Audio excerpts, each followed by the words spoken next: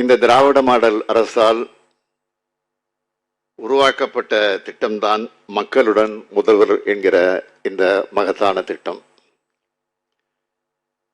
இந்த திட்டத்தின் பயனாளிகளுக்கு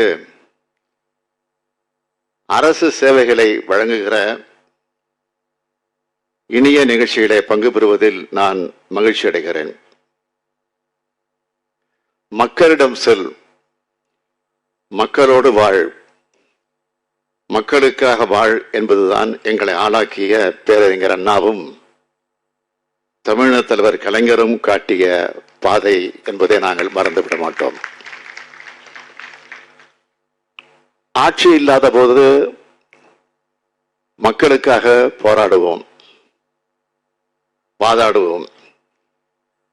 ஆட்சியில் இருக்கிற நேரத்தில் மக்களுக்காக திட்டங்களை தீட்டுவோம், நன்மைகளை வழங்கிக் கொண்டே இருப்போம்.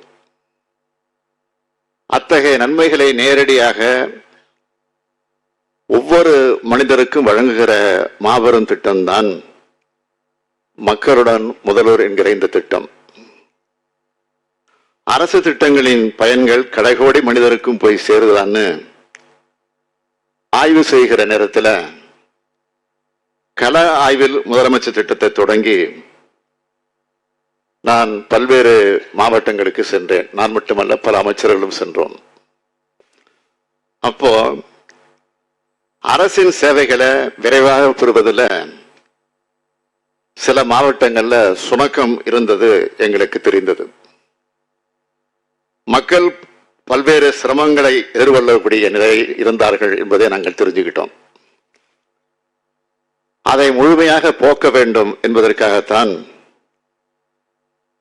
அவர்களுக்கு உதவக்கூடிய வகையில ஒரு புதிய திட்டமா மக்களொன்னு முதல்வர் என்கிற அந்த திட்டம் தீட்டப்பட்டுச்சு. 18/12/2023 அன்று கோவையில இந்த திட்டத்தை, மக்களுடன் முதல்வர் என்கிற திட்டத்தை நான் தொடங்கி வச்சேன்.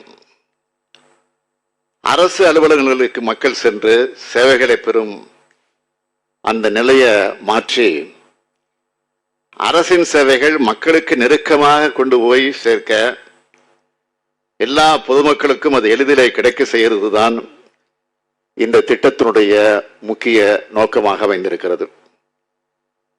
சேவைகளை பெற அலைய தேவையில்லை என்ற சூழ்நிலையை உருவாக்கணும். விண்ணப்பிச்ச விரைவாக தீர்வு கிடைக்க ஏற்பாடு செஞ்சோம். தேவையற்ற தாமதங்களை தவிர்த்தோம். அவசியமில்லாத கேள்விகளை குறைச்சோம். இதனாலதான் சேவைகளும் விரைவாகவும் எளிதாகவும் பெற முடியுதுன்னு இன்னைக்கு மக்கள் மனதார பாராட்டி கொண்டிருக்கிறார்கள்.